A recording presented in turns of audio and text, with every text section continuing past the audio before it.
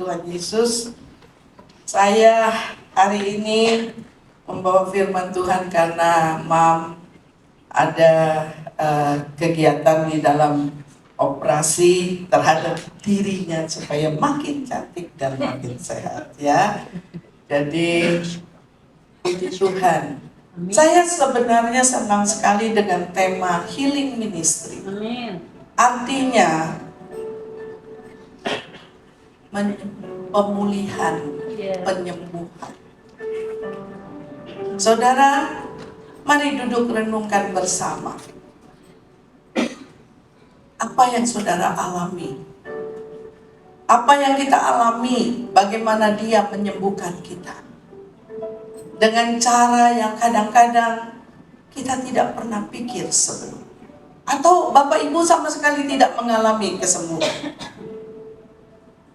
Padahal kita harus tahu di dalam nama Yesus, Amin. Semua penyakit itu pasti disembuhkan. Yes. Sesuai dengan iman. Banyak terbukti di Alkitab.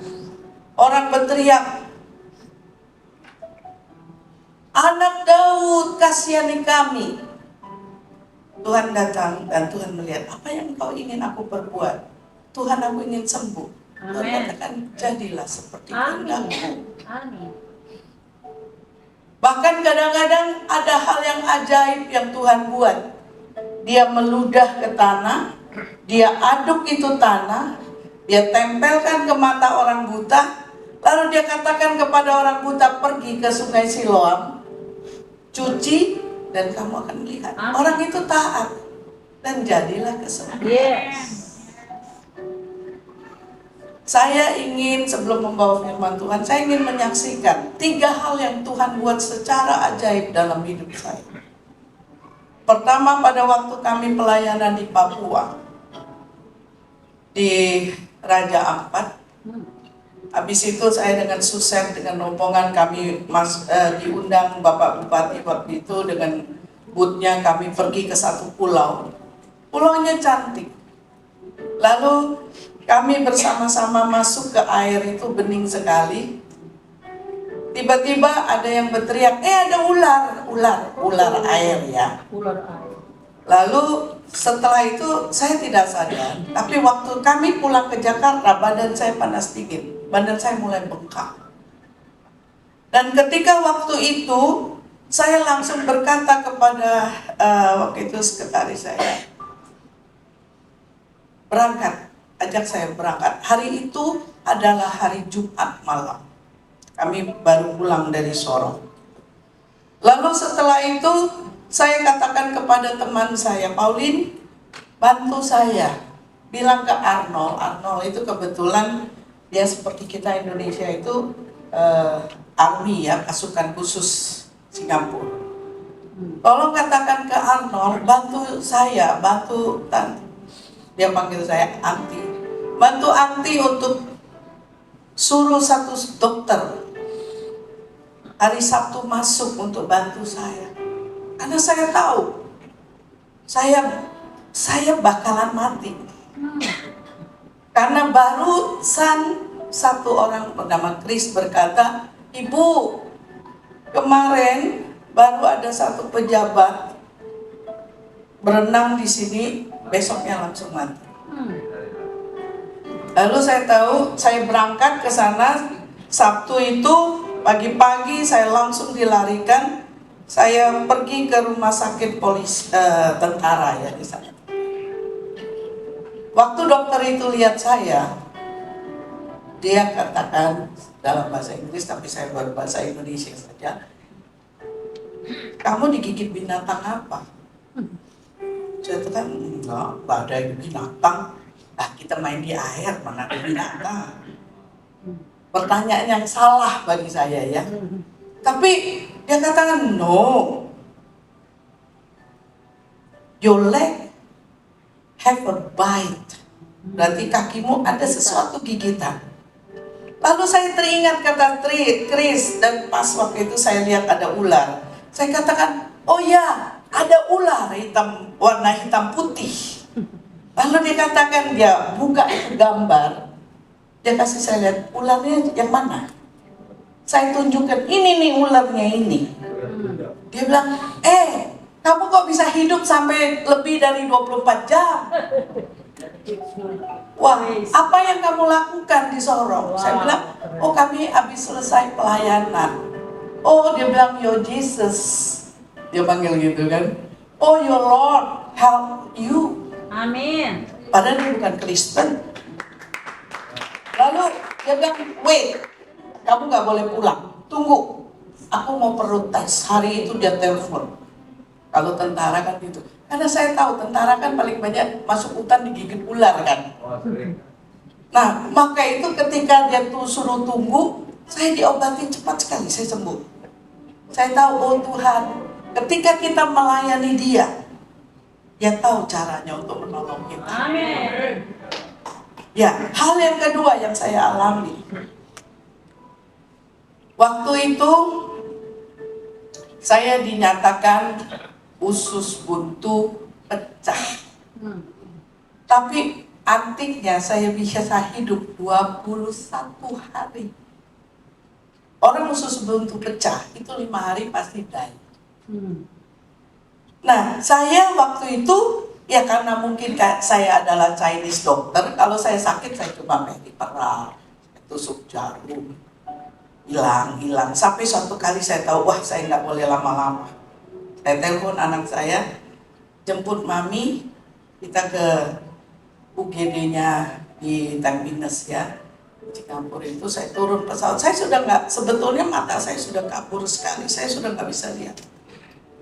Lalu ketika masuk saya ditahan, kamu sudah nggak bisa pulang. Karena apa? Karena usus buntu saya pecah itu sudah, nananya sudah hampir naik ke lever. Kalau you pulang, kamu koma, kamu udah nggak tahu apa-apa. Tapi karena hari itu semua rumah sakit full, waktu itu lagi demam berdarah di Singapura. Jadi saya nggak dapat kamar. Saya bilang, please dokter, you nggak mungkin bisa operasi saya tanpa ambil darah, kan harus dicek darahnya. Karena diambil kayak apa, ditusuk di mana aja badan saya nggak bisa keluar. Saya bilang, I know my body, saya tahu badan saya. Kalau saya nggak tidur, you nggak mungkin bisa ambil darah saya. Full. Oke, kalau gitu izinkan saya pulang.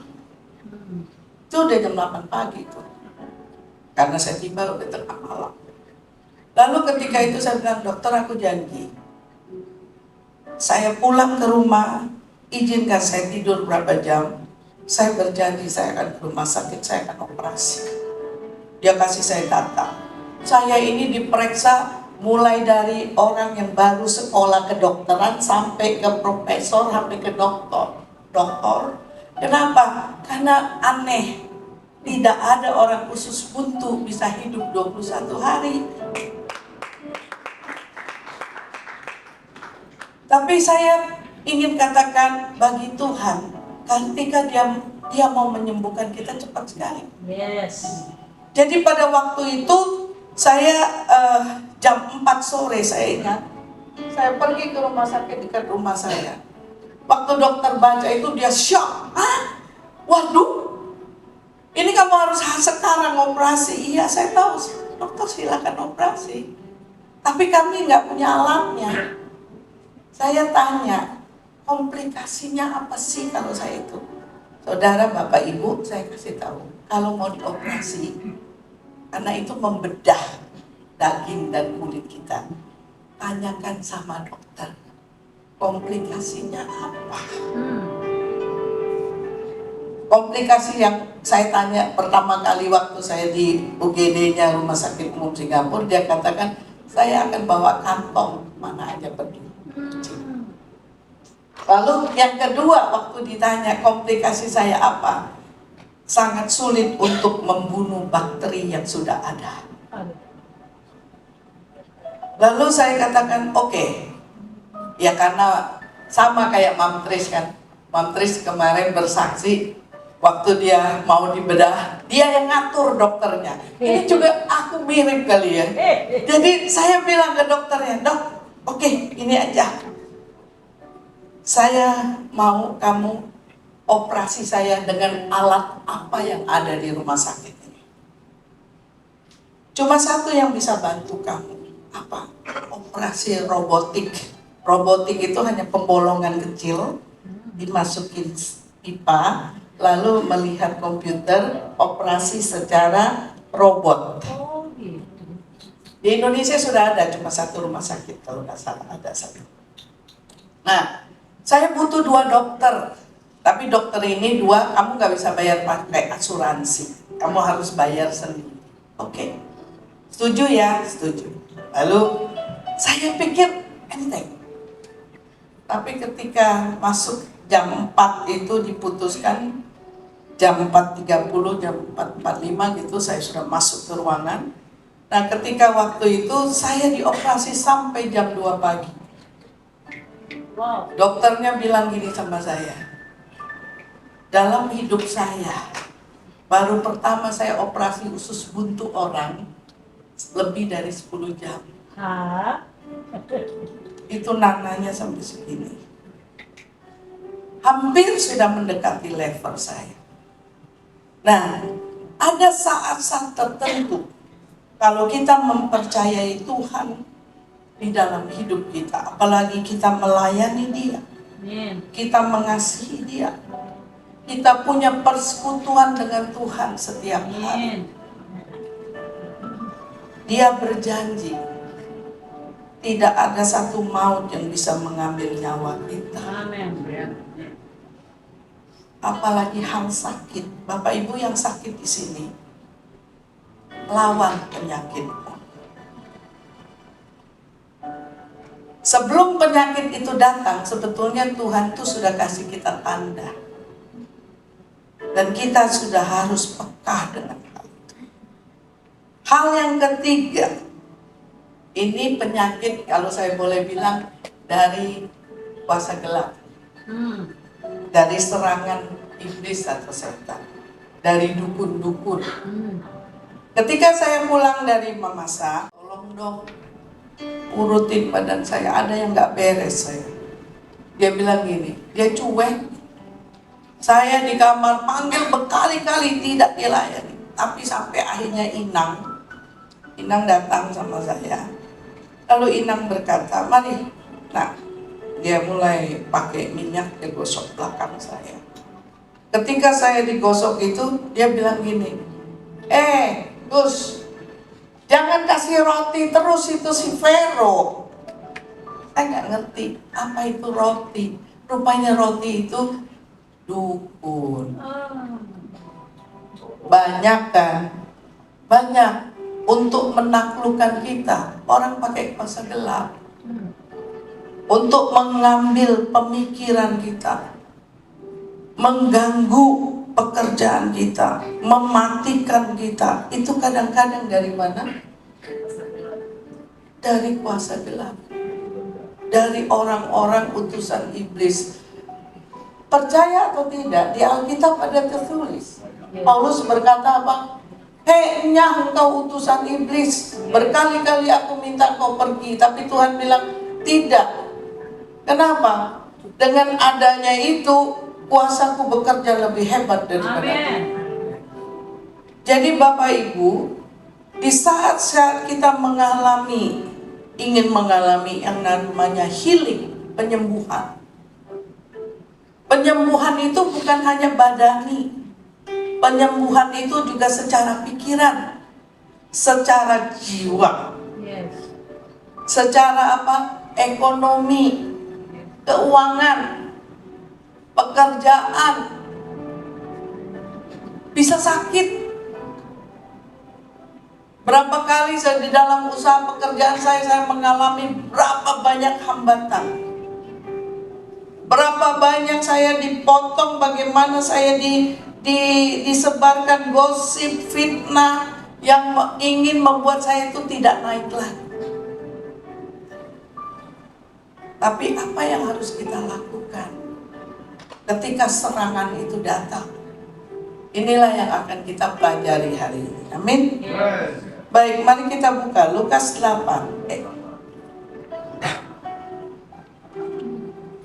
Kita buka, Lukas 6 Lukas 6 ayat 18 sampai dengan ayat yang ke-19, hanya 2 ayat. Bisa Bapak silakan. Lukas pasal 6 ayat 18-19. Yes. Mari kita yang bisa baca, kita baca bersama-sama. Mereka datang untuk mendengarkan dia dan untuk disembuhkan dari penyakit mereka. Juga mereka yang dirasuki oleh orang-orang roh jahat beroleh kesembuhan. Sekali lagi, mereka datang, berarti kita semua datang untuk mendengarkan dia, untuk mendengarkan Bapak Yosua berbicara. Yes, firman. Untuk apa kita mendengarkan Tuhan? Untuk apa kita tiap pagi mendatangi dia? Saudara, dalam kehidupan kita kalau mau sukses, mau Tuhan pulihkan, simple sekali. Bangun kembali hubunganmu dengan Tuhan. Amin. Saya ingin memberitahu sesuatu rahasia. Kita diberi Tuhan jam yang sama. Tidak ada manusia satu dikasih 23 jam, satu 22 jam, satu 18 jam. Tidak. Semua dikasih yang sama, 24 jam. Yes. Jam 12. Pernah nggak Bapak Ibu kepikir, mengapa ya murid Yesus kok 12? Kenapa ya capjisio, tahu capjisio? Tikus, anjing, babi, capjisio namanya ya? Itu 12. Kenapa perbintangan juga 12? Sagittarius, Leo, Aquarius 12, betul? Tapi ini nggak saya khotbahkan hari ini. Cuma ibu bapak pikir sendiri nanti pulang ya. Tanya sama Tuhan. Sekarang pertanyaan saya. Jam yang Tuhan kasih ke kita itu sama. Jam berapa Bapak Ibu membangun hubungan dengan Tuhan untuk mendengarkan dia? Jam berapa? Jam 3 subuh. Amin. Jam 12 sampai jam 3 itu adalah masa-masa di mana Bapak Ibu berdoa untuk supaya dijauhkan dari pencobaan dan kejahatan. Amin. Thank you, Lord. Sampai jam 5 pagi, jam peperangan namanya. Jam kita menghadap hadirat Tuhan, memohon belas kasihan Tuhan. Dan setelah itu jam 5 sampai dengan jam 9, jam 10 adalah masa-masa Bapak dan Ibu memohon berkat dia, perlindungannya, pelayanan malaikat. Setelah itu, itulah sebabnya Tuhan Yesus katakan apa? Berjaga-jagalah kamu kepada murid-muridnya. 1 jam saja. Tapi kebanyakan kita malas banget. Hari ini iya, besok lusa lupa. Tidak bisa. Jikalau kita datang, kita berdoa itu untuk datang mendengarkan Tuhan agar Tuhan punya cara untuk menyembuhkan semua penyakit kita. Amin. Termasuk gangguan roh-roh jahat, gangguan daripada orang-orang yang tidak diperkenan Tuhan, yang mengganggu hidup kita, yang menghancurkan kita. Tuhan sembuhkan. Amin. Itu sesuatu yang maha ajaib. Dia hanya minta satu dari kita. Komitmen. Komitmen. Komitmen. Kenapa? Karena dia tahu tanpa dia, tanpa Bapak Yesus itu tidak mungkin kita bisa mengatasi keadaan diri kita, masalah kita, kekurangan kita, penyakit kita, tidak mungkin. Maka itu saya sendiri ketika saya berbicara ini, saya memberkati diri saya sendiri. Amin. Sebab apa? Sudah terlalu lama saya membangun hubungan saya dengan Tuhan tidak seperti yang dulu. Saya harus akui itu. Tapi ada satu yang selalu saya tekankan di dalam kerohanian saya. Tuhan, ketika aku mati, Engkau tetap melihat aku hamba-Mu yang setia. Amin. Seperti lagu yang kemarin. Apakah Bapak Ibu tahu yang Tuhan tuntut adalah seberapa besar kasih kita kepada Dia? Maka itu seluruh hukum Taurat ini, seluruh hukum Holy Bible tercakup hanya dua. Kasihi Tuhan Allahmu dengan segenap hatimu, dengan segenap jiwamu, dengan segenap akal budimu, dan dengan segenap kekuatanmu. Baru hukum yang sama, kasihilah sesamamu manusia seperti dirimu sendiri. Amin. Itulah sebabnya mengapa kalau kita mengasihi Tuhan, Tuhan katakan kamu akan mengikuti perintahku kalau engkau mengasihi aku. Untuk itu mintalah kamu diberi. Bahkan ada ayat berkata apa? Sampai hari ini kamu belum meminta sesuatu apapun. Mintalah supaya kamu bersuka cita. Amin. Bahkan Yohanes 15 ayat 16 berkata apa? Jikalau kamu tinggal dalam aku di dalam kamu. Mintalah apa saja. Mintalah Apa saja. apa saja. Ada batasan? Tidak ada. Bapak Ibu, saya berbicara di atas kebenaran. Karena saya adalah saksi hidup. Saya itu kalau punya doa, selalu saya tulis. 5.889 doa saya. Yang belum dijawab Tuhan hari ini hanya satu. Apakah Bapak Ibu pernah mencatat permintaan? Kadang-kadang kita lupa, tapi Tuhan gak pernah lupa kok. Amin. Pernah suatu kali, saya kan dari keluarga miskin, Bapak Ibu. Jadi suatu kali kami tinggal di pinggiran Kali Krukut. Ibu saya bekerja bikin baju anak-anak, jual di toko Tanah Abang. Lalu pada waktu itu saya baru datang dari Palembang ke Jakarta. Ibu saya tinggal di daerah itu, Keadilan Dalam. Lalu saya suatu kali jalan, saya lihat ada satu gedung. Gedung itu antik, putih, kayak Amerika, kayak Eropa, kayak kita. Di situ saya lihat Bank Tata Pusat. Lalu di hati saya bilang gini, Tuhan, ini salah satu saya kasih contoh, simple. Belum lagi kalau kesaksian yang lain tentang anak, tentang luar negeri, tentang pekerjaan. Nah, tentang pelayanan. Waktu itu saya melihat gedung itu, saya bilang begini, Tuhan, alangkah indahnya ya, saya mau dong itu gedung Tuhan. Amin. Sama halnya pada waktu saya lihat suami saya suka pukul anak saya yang gede. Tuhan, pas waktu kami pergi pameran di Singapura, saya nginep di Hotel Golden Mile. Di seberang itu ada sekolah Stanford. Saya bilang, Tuhan, aku mau dong anak saya sekolah di situ. Padahal kita satu kamar isinya 10. Pada waktu saya lihat gedung itu, saya itu baru datang dari Jakarta, saya belum ada pekerjaan. Tapi apakah Tuhan kasih, hari ini gedung itu punya saya. Anak saya bisa sekolah di Stanford.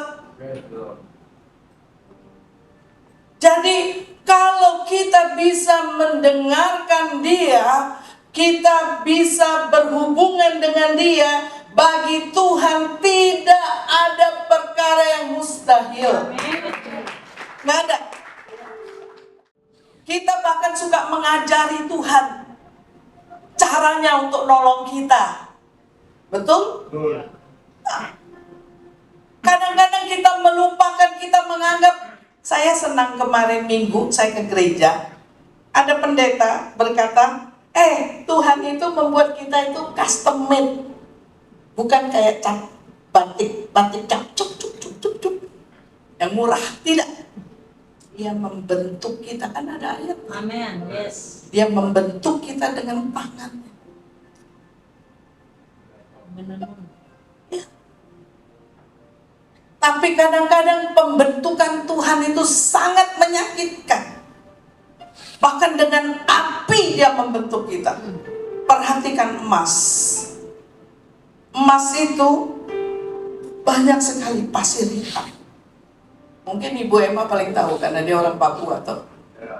Ya, pendulang emas. Saya waktu pelayanan di Papua pernah kami di Freeport, Ibu. Jalannya itu emas loh, kerikil. Wow. Ya. Mereka dibangker-bangker. Wow. Mengorek itu bukan hanya emas, banyak mineral yang lain. Jadi yang mesti kita lakukan adalah, mari jangan membatasi Tuhan. Batasilah dirimu untuk tetap setia di dalam apa? Mendengarkan Dia, untuk Dia menyembuhkan kita. Dari apapun penyakit Bapak Ibu, Tuhan itu tahu caranya untuk menyembuhkan. Seperti kesaksian saya tadi, Tuhan tahu caranya menolong saya. Coba kalau saya pakai dokter umum, kena racun ular air, mati. Dia tahu caranya menolong Bapak Ibu. Dia tahu caranya bagaimana membentuk kita, menghancurkan kita kembali, membentuk kita, menghancurkan kembali untuk maksud kemuliaan Dia. Yes. Karena Dia tahu kita punya banyak penyakit. Penyakitnya banyak, penyakit bohong, penyakit apa lagi? Penyakit malas, penyakit susah makan. Jadi akhirnya sakit mah. Penyakit apa? Egois. Katanya itu yang aku dosa. Dan itu penyakit banyak. Penyakit utang di mana-mana. Kalau utang susah bayar. Nggak pernah ingat utang. Penyakit apa? Penyakit mengandalkan manusia lebih daripada Tuhan. Dan hal yang tadi kita baca, hanya 2 ayat ini tadi ya. Mereka datang kepada Dia, berarti kepada Yesus. Amin. Untuk apa? Disembuhkan dari penyakit mereka, penyakit kita yang disembuhkan oleh Dia. Amin. Juga kita yang banyak kerasukan roh jahat. Jangan dikira kita orang Kristen gak punya roh jahat yang menggoda. Banyak. Ketika roh-roh jahat itu bekerja, itu mendatangkan banyak penyakit dalam hidup kita. Dan itu kita patut disembuhkan. Hanya satu, mendengar Dia. Bagaimana Bapak Ibu bisa mendengar Dia? Saya ulangin ya. Bagaimana caranya kita mendengar Dia? Bangun hubungan. Amin. Jam 12 tadi yang saya katakan sampai jam 5 pagi itu masa-masa saudara berdoa. Jam 5, jam 6 mulai sampai jam 10 masa-masa Tuhan. Kita berdoa agar Tuhan menyertai kita, malaikat datang melayani kita dan memberkati kita dengan apapun yang kita kerjakan. Tuhan katakan berhasil. Amin. Mari kita buka ayat 19 ya. Dan semua orang banyak Dan semua orang banyak itu berusaha sama Dia. menjamah Dia. Karena ada kuasa yang keluar daripadanya dan semua orang itu disembuhkannya. Jadi dikatakan di diri siapapun tanpa terkecuali. Yes. Berusaha berdesak-desakan untuk menjamah jubahnya. Dikatakan di situ semua orang yang menjamah Sembuhkan. tanpa terkecuali. Yohanes 15 ayat 16 tadi saya katakan apa? Dia berkata, bukan kamu yang pilih aku, tapi aku yang pilih kamu. Yes. Dan aku menetapkan kamu. Kita ini ditetapkan, ditentukan Amin. untuk pergi menghasilkan buah. Dan buahmu tetap, bukan buah matang, setengah matang, buah bantet, bukan. Buah yang tetap. Dan baru di situ dikatakan apa? Apa saja, Yohanes 15 ayat 16, apa saja yang kamu minta, apa saja yang kita minta Dalam nama dalam namanya diberikannya kepada kita. diberikan. Amin. Amin. Senang kok. Yes. Yang susah adalah apa? Ketaatan kita di dalam kita membangun hubungan. Sampai akhirnya apa? Di dalam dia ingin membentuk kita, akhirnya kita mengalami api ujian dari dia. Mari kita lihat 1 Petrus 4. Kita buka 1 Petrus 4. 1 Petrus 4 ayat 12. Ya. Ayat 12 sampai ke dengan ayat 15. Oke. Mari kita baca sama-sama. Saudara-saudara yang kekasih, janganlah kamu heran akan nyala api siksaan yang datang kepadamu sebagai Ujian. seolah-olah sesuatu yang luar biasa terjadi atas kamu. Ayat 13. Sebaliknya, bersukacitalah sesuai dengan bagian yang kamu dapat dalam penderitaan Kristus, supaya kamu juga boleh bergembira, bersukacita pada waktu Ia menyatakan kemuliaan. Amin. Bapak Ibu, tidak ada emas yang tidak dibakar. Yes. Semakin sesuatu murni, dia melalui api. Maka itu kemarin Mamtris berkata apa? Dia suka dengan lagu Tuhan adalah gembala. Kenapa? Karena kita akan melewati lembah kekelaman, tapi dia tidak pernah meninggalkan kita. Amin. Kenapa kita tidak pernah ditinggalkan? Karena dia melihat kita ketika kita berjalan dalam gelap, ketika kita menghadapi ujian api, kita tetap bersukacita. Amin. Itulah sebabnya Paulus katakan di dalam Filipi 4, bersukacitalah senantiasa di dalam Tuhan. Tetaplah berdoa. Karena apa? Kalau saudara tidak punya sukacita, saudara nggak bisa berdoa. Yes. Itu kunci kok. Mau masuk penyakit, mau masuk apa, kerugian kayak apapun, sukacita aja. Yes. Kenapa? Tidak ada satu masalah yang dalam hidup kita boleh terjadi tanpa seizin Dia. Gak mungkin. Amin. Karena kita anaknya. Yes. Kadang-kadang Dia bikin masalah, bikin kita tidak berhasil, bikin kita susah, bikin kita punya masalah, supaya kita ini mencari Dia. Kan kuncinya itu. Ketika kita didatangi penyakit, kerugian, tidak ada omset, tidak ada apa, Dia izinkan. Kenapa? Untuk kita mencari Dia. Supaya apa? Ayat 13 tadi, Dia bisa menyatakan kemuliaan. Amin.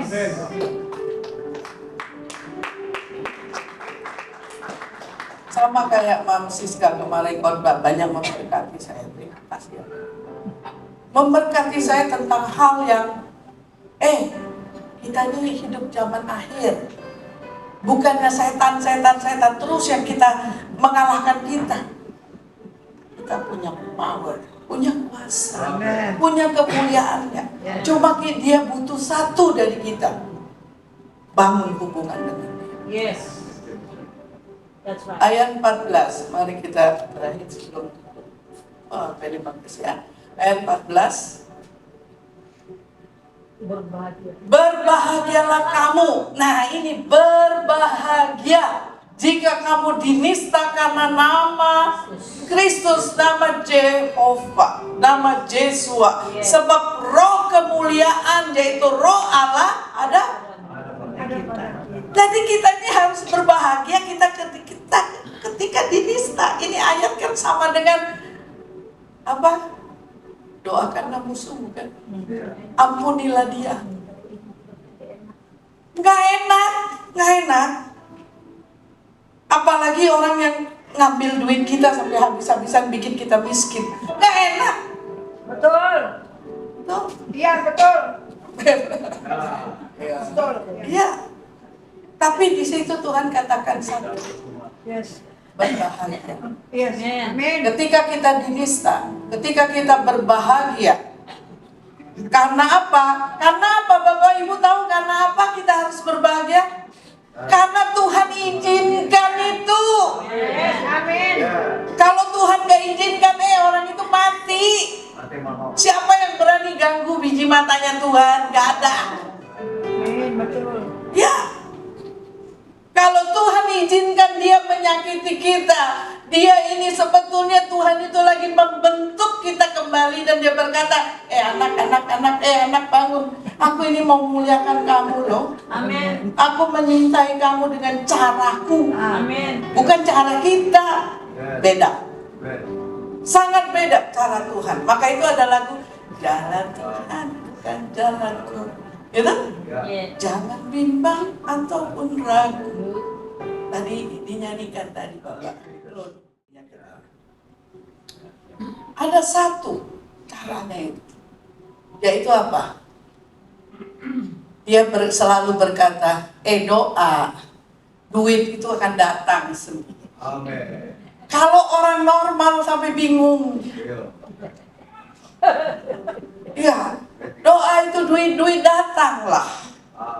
Tadinya otak saya nggak bisa terima loh, saya kan pengusaha. Bagaimana bisa kita doa, duit datang. Kemarin saya dengar khotbah, Dr. Tris bilang, kita suruh malaikat kirim pasien. Kita suruh malaikat antar uang. Kalau saya, apalagi saya orangnya ekstrak. Saya ini otaknya kayak otak laki-laki. Kalau otak laki-laki kan semua berdasarkan fakta. Yes, logika. Jangan bicara sama saya kalau tidak masuk logika saya nggak mau. Ya, itulah perlunya saudara, Bapak, Ibu sekolah.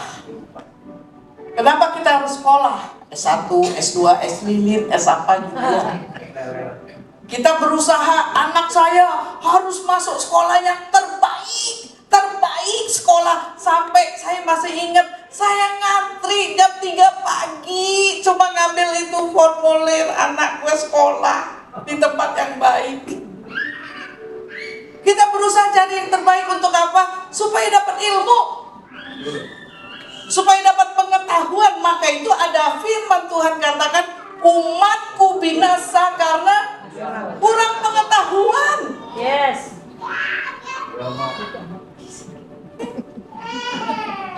Jangan setelah nabrak sana, nabrak sini, setelah kena masalah, oh Tuhan tolong saya, oh Tuhan sembuhkan saya. Tuhan bilang,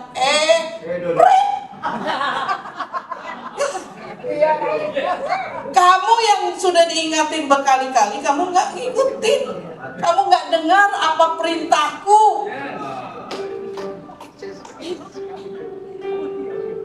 Ketika kita dinista, kita dikatain sesuatu, kita dinasehati, kita diberi petunjuk, kita nggak mau, kita nggak berbahagia dengan saran pendapat orang, perkataan orang. Ada satu yang sering saya alami, paling banyak. Saya kan banyak bergerak dengan nasabah. Nasabahnya jarang saya ketemu. Kita semua per telepon. Oke. Selalu nasabah terakhir ini selalu menyalahkan pemerintah. Oh, pemerintah nggak bagus, dikit-dikit pajak, dikit-dikit pajak, dikit-dikit begini. Susah kita dagang turun semua segala macam. Padahal ya, ada firman-Nya loh. Kamu kan orang Kristen. Kamu percaya Yesus toh? Kamu orang Kristiani atau Katolik atau apa saja. Ada perintah loh. Hormatilah raja. Yes, Pak. Berikan kepada pemerintah Yes. Kaisar apa yang patut Yes. kamu bayar. Ingat Tuhan Yesus bilang apa? Hepet, kan ada yang bertanya sama dia, Guru, itu muridmu sama kamu tidak bayar pajak. Lalu Tuhan Yesus bilang apa? Petrus, kita orang asing nih ya. Jangan jadi batu sandungan loh kita. Pergi kamu ke kali, ke air, ikan yang pertama kamu tangkap, buka mulutnya, ada 2 dirham. Bayar pajak untuk kamu dan saya. Kan Tuhan membuat mujizat toh. Amin. Bayangin, pada waktu semua orang ngikutin dia sampai tengah malam, nggak ada makanan. Lalu dia memuji muridnya. Dia bilang sama Yudas, yang kasirnya, Yudas, beliin roti untuk mereka makan. Guru, kata Petrus. Bukan Petrus ya, siapa muridnya itu? Andreas atau apa? Di sini nggak ada yang bisa dibeli makanan. Yes. Udah malam, suruh mereka pulang. Tuhan bilang apa? Kamu masuk beli makan. Yang di sini ada apa? Yes. Goreng. Lalu Andreas bilang, apa deh? Tuhan di sini cuma ada anak kecil yang punya 2 ekor ikan, 5 roti, bekal dari mama papanya. Tuhan bilang, mari bawa kepadaku. Apa yang Tuhan buat? 5.000 orang makan. Ada 2 kali mujizat. Yang kedua adalah 4.000 orang. Dihitung hanya laki-laki, tidak termasuk perempuan dan anak-anak. Belum orang Manado. Dan dikumpul, belum orang Manado, belum orang Papua ya, belum orang mana di sini, orang Makassar, orang apa aja deh, belum orang Iran gitu ya. Jadi Tuhan bilang apa? Kumpulkan itu roti semuanya. Dikatakan Pak, lebih 12 bak. Apakah sampai hari ini tidak ada mujizat? Ada. Ayat 15 ini terakhir. Mari. Janganlah. Ini kunci. Jangan ada di antara kamu yang menderita sebagai pembunuh. Karena Tuhan katakan iblis itu bapak pembunuh. Jangan kamu menderita. Berarti orang membunuh itu menderita juga ya rupanya. Yes. Jangan kamu menderita sebagai pembunuh, sebagai pencuri, Penjahat. sebagai penjahat, Pengacau. sebagai pengacau. Kalau boleh dikatakan satu lagi, sebagai penggosip. That's right. Pokoknya dimanapun dia berada, pokoknya pasti ada pertengkaran. Semakin gosok, semakin sip. Ya, selalu ada iri hati. Membunuh karakter. Membunuh itu bukan hanya tubuh. Membunuh pekerjaan orang, membunuh rezeki orang, membunuh karier orang, itu membunuh. Yes. Mencuri itu termasuk mencuri waktu. Yes. Mencuri waktu itu bahaya. Bukan hanya harta. Mencuri persekutuan kita dengan Tuhan itu berharga. Atau jangan jadi penjahat, jadi orang baik. Orang baik itu pasti benar. Yes. Orang benar belum tentu baik. Mari, saya kasih waktu Bapak Ibu. Renungkan apa penyakitmu sekarang.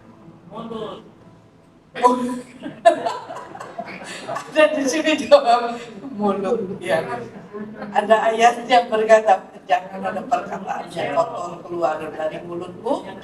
Pakailah perkataanmu yang baik untuk membangun. Jadi kalau kita mengucapkan suatu perkataan, kita tahu perkataan kita nggak bangun, lebih bagus mulutnya dikunci. Yes. Dulu saya ini orangnya pemarah.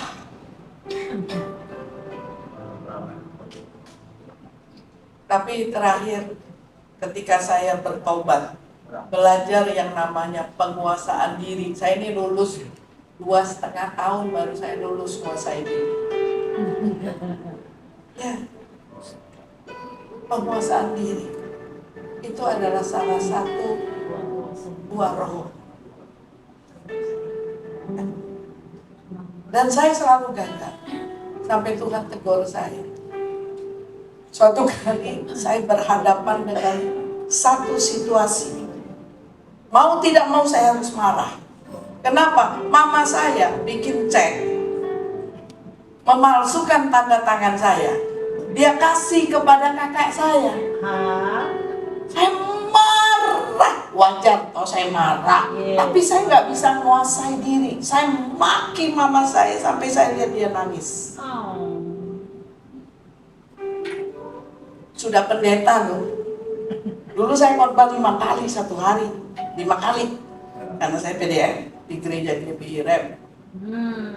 Tapi apa yang terjadi? Masih pendeta aja marahnya kayak gitu. Lalu tiba-tiba Tuhan pakai mulut siapa? Bapak Ibu tahu? Dulu kan saya masih kerja di Polkas, asisten pos. Langsung bos saya bilang, Yung, ayo siap, jalan ke kantor. Saya lagi nangis itu. Kan suara saya kedengeran. Kenapa lu nangis? Aku lagi kesel mama saya. Kan saya anggap dia kayak koko saya. Dia cuma ngomong satu kata sama saya. Satu. Yung, aku punya mama cuma satu. Aku menyesal aku tidak pernah bisa membawa mama saya keliling dunia. Kamu hanya cek. Di situ saya sadar. Saya bilang sama mama saya, kenapa? Ampuni saya. Amin. Bapak Ibu, hukum Taurat itu tidak bisa ditiadakannya. Tuhan bilang siapa yang meniadakan hukum Taurat, hukumannya berat. Hukum Taurat itu yang pertama, apa? Tentang Tuhan, dua ke Tuhan, hormati Tuhan. Jangan ada Allah lain, hormati hari Sabat. Hukum yang kelima di bagian Tuhan siapa? Apa itu?